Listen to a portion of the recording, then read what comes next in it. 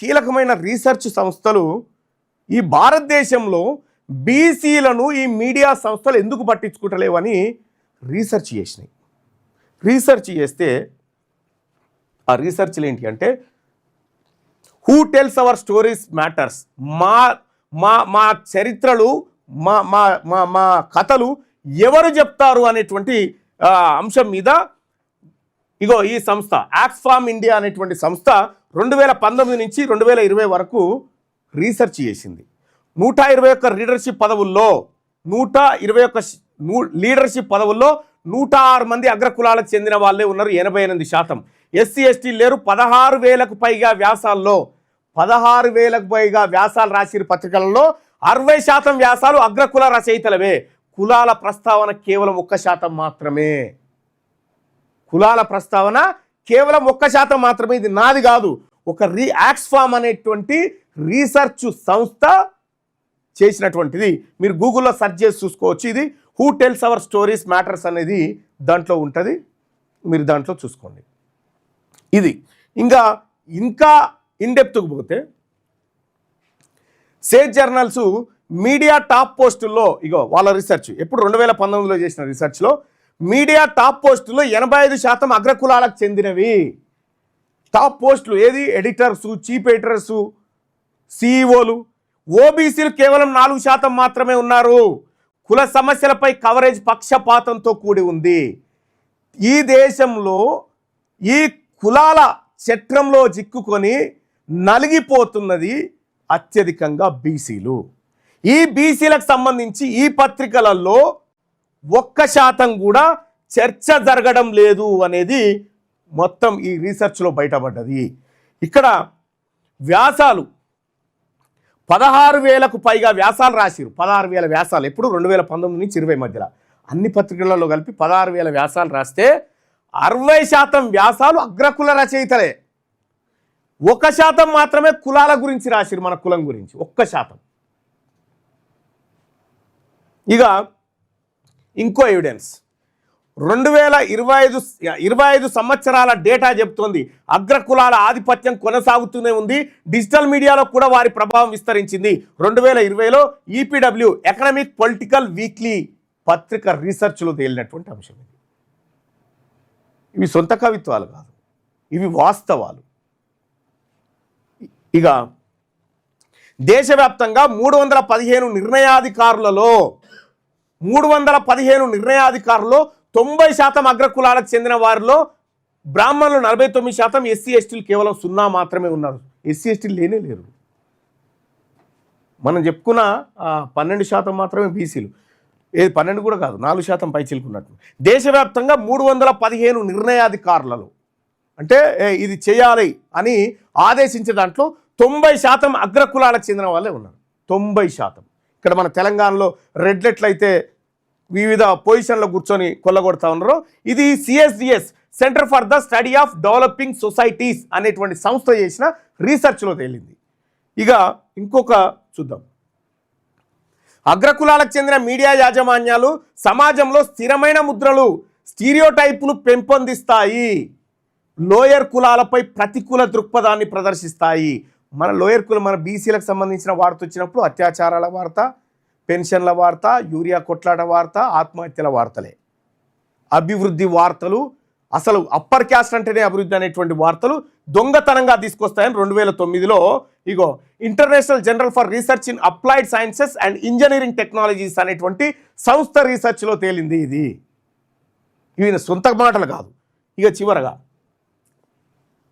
Online articles, ఆన్లైన్లో వచ్చే articles ఉంటాయిగా 72% అప్పర్ కులాల రైటర్లవే. అప్పర్ కులాలే రాస్తారు ఆన్లైన్లో. రైట్. కుల ఆధారిత అత్యాచారాలు అయితే ఉద్దేశపూర్వకంగా తొలగించబడతాయి. కుల ఆధారిత అంటే ఒక అప్పర్ క్యాస్ట్ తోడు లోయర్ మన బీసీలను ఎవరైనా రేప్ చేసిననుకో అది ఉద్దేశపూర్వకంగా తప్పిస్తారట, వార్త రాకుండా, లేదా తక్కువగా చూపబడతాయి. 2004లో ద డాక్ అనేటువంటి సంస్థ రీసెర్చ్లో తేలినటువంటి అంశం ఇది. సో దీన్ని బట్టి ఫోర్త్ ఎస్టేట్ ఎవరి చేతిలో ఉంది మీరు కామెంట్ రూపంలో మీరు తెలియజేయండి బాయ్సం. ఇంతకంటే ఎక్కువ ఉదాహరణలు నేను చెప్పలేను, కానీ ఒక్కసారి ఈయన ఉన్నాడు కదా, ఇట్లా క్యాస్ట్ అని అనుకుంటా ఉంటే బయట చిన్న జపాన్, రష్యా, కొరియా వాళ్ళు అభివృద్ధిలో దూసుకుపోతున్నారని చెప్పి ఈయన అంటా ఉన్నాడు. మనది క్యాస్ట్తో నిర్మించిందే. వాళ్ళు దూసుకపోవాలంటే ఆ దూసుకపోయేటోళ్ళు ఏడున్నారు, అందులో క్యాస్టిజం ఏడుంది, ఈడెందుకు ఉంది? ఓన్లీ అప్పర్ క్యాస్ట్ చేతిలో మీడియా ఉంది కదా. ఇప్పుడు 4 ఎస్టేట్లు వాళ్ళ చేతిలోనే ఉన్నాయి కదా. నేను చెప్పిన పాయింట్ అర్థమైందా బాయ్ సాబ్? కనీసం అదన్నా చేయండి, చెప్పండి. నేను చెప్పింది అర్థమైందా? నేను చెప్పిన అంశం మీకు అర్థమైందా? అర్థం కాకపోతే సుదర్శన్తో మళ్ళీ సపరేట్ సెషన్ పెట్టిస్తుంది. దాంతో అసలు ఏం జరిగిందనేది ఇంకా ఇండెప్త్ చెప్పంటే చెప్తాడు. ఇది మీకు పక్కా దీని మీద డిబేట్కు ఎవరు రాడు నాతోటి, ఎందుకంటే తెలుసు, వాళ్ళకు కూడా తెలుసు ఇదంతా అక్యురేట్ కన్ఫర్మ్ డాటా అనేది వాళ్ళందరికీ తెలుసు. ఎవరు డిబేట్కు రాడు. ఇప్పుడు మన దగ్గర ఉన్నది ఏంది? ఇప్పుడు మన చేతిలో ఉన్నదేంది? మీడియా మన చేతిలో లేదు. మన చేతిలో ఉన్నదేంది? Only social media. Only social మీడియానే మన చేతిలో ఉంది. ఫేస్బుక్, ట్విట్టరు, ఆ తర్వాత ఇన్స్టాగ్రాము, ఇంకా వాట్సప్, ఇవి మన చేతిలో ఉన్నాయి. మరి మన చేతిలో అవి లేనప్పుడు మన సమాజంలో కదలిక లేదు. ఇవాళ ఈ సోషల్ మీడియా మన చేతుల్లోకి వచ్చిన తర్వాత ఇవాళ బీసీలలో కదలిక వచ్చింది. ఎందుకంటే సోషల్ మీడియాలో బీసీలు బలంగా వాదన వినిపిస్తూ ఉన్నారు. ఒకప్పుడు ఓ రెడ్ అయిన కామెంట్ పెడితే ఇంకా ఈయన దీనికి అంత వాకెట్టాడు, కానీ ఇప్పుడు అట్లా చేస్తలేడు. నువ్వు ఎట్లా పెడతావు ఈ కామెంట్ అని ప్రశ్నిస్తూ ఉన్నాడు బీసీ వాడు. ఇప్పుడు భయపడతా ఉన్నారు, ఎందుకంటే సోషల్ మీడియా. అందుకోసమే సోదరులారా నేను చెప్పేది అదే, తెలంగాణ రాజ్యాధికార పార్టీ సోషల్ మీడియా బయాస్ మీద పోతా ఉంది. నేను ఇప్పుడు చెప్తా ఉన్నా, మీరు మొన్న నాది ఒక బయట చూసి ఉంటారు. ఎక్కడ మాట్లాడినాం దర్శన్, అది ఎవరో లోగో పెడితే ఏదన్నా చెప్పండి అని అన్నారు కదా మొన్న. నల్గొండలు అనుకుంటా, నల్గొండలో ఎక్కడన్నా ఏమన్నా మీరు చెప్తారా అన్న? మీడియా కంటే ఏ అగ్రవర్ణం మీడియాలో మా వార్త వచ్చినా పండబెట్టి తొక్తామని చెప్పిన. మీ అగ్రవర్ణం మీడియాలో మా వార్తలు రావడానికి వీల్లేదు.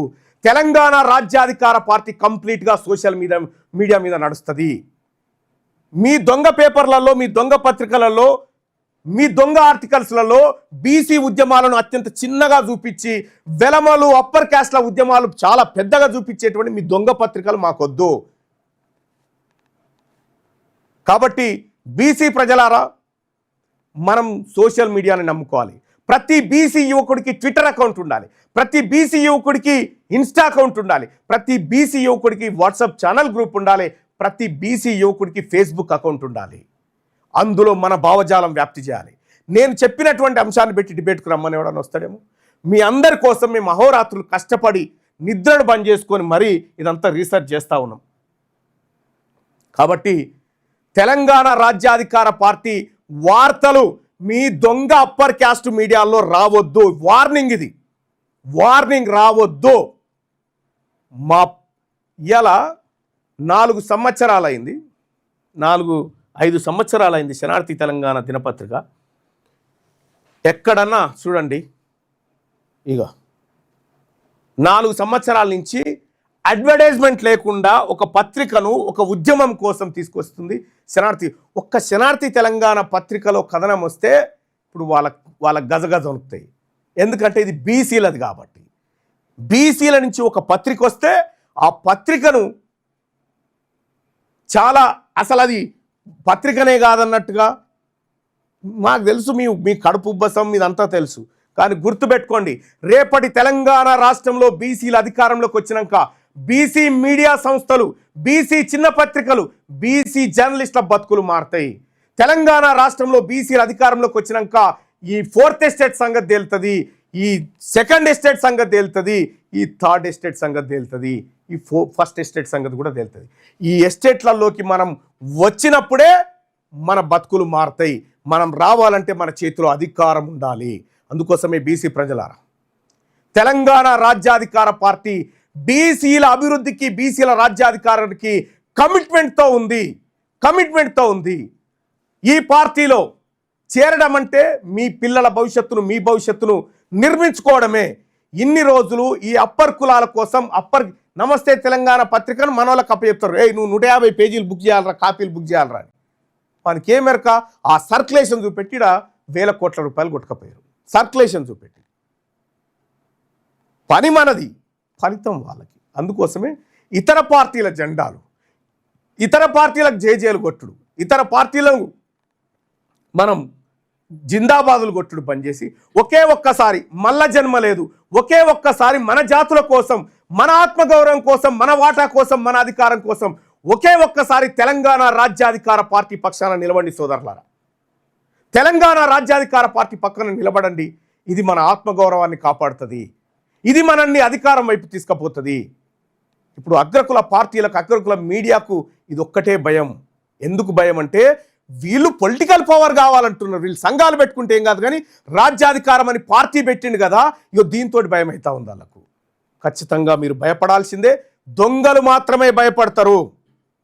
ఇందులో కూడా తెలంగాణ రాజ్యాధికార పార్టీలో కూడా ఎవడు పడితే వాడు పిరికోళ్ళు కాదు, కేవలం ధైర్యవంతులు మాత్రమే రావాలి ఇందులోకి. ధైర్యం ఉన్నటువంటి వాళ్ళే రావాలి ఇందులోకి. రండి, ఈ పార్టీలో చేరడానికి మీరు చేయాల్సింది ఒకటే, 9866524314కు మిస్డ్ కాల్ ఇవ్వండి. ఆ మిస్డ్ కాల్తో పాటు మీకు 2 లింకులు వస్తాయి.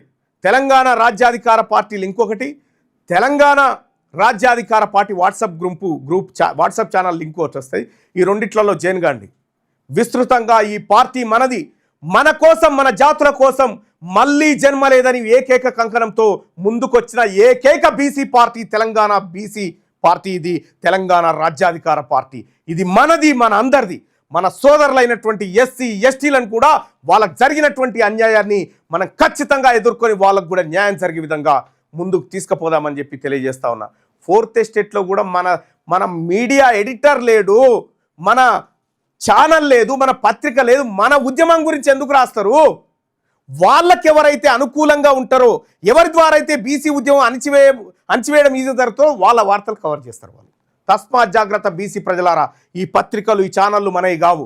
ప్రతిరోజు శనార్థి తెలంగాణ పత్రిక మన ఆత్మగౌరవం కోసం వస్తున్న పత్రిక. దాన్ని నిలబెట్టండి. అలాగే ఈ శనార్థి తెలంగాణ యూట్యూబ్ ఛానల్ కానీ, ఈ క్యూ న్యూస్ కానీ, క్యూ న్యూస్ హెచ్డి కానీ దీన్ని ఖచ్చితంగా ఫాలో అవ్వండి. ఇది మన ఆత్మగౌరవాన్ని నిలబెడుతుంది. ఇది డబ్బుల కోసం ఆలోచించేటువంటి వ్యవస్థగా నిర్మించలేదు. ఇది ఆత్మగౌరవం, ఆశయం కోసం నిలబడ్డది. ఇందులో చేసే ప్రతి రీసెర్చ్ ఈ ప్రజల కోసమే జరుగుతూ ఉంది. ఇక ఇప్పటిదాకా నేను 4th ఎస్టేట్ గురించి చెప్పిన కదా, ఇప్పుడు సుదర్శన్ వచ్చి అప్పర్ క్యాస్ట్ భజన ఎట్లుంటుందో పత్రికల్లో ఆయన వివరిస్తాడు. ఇక రాజ్యాధికార పార్టీ చేరాలంటే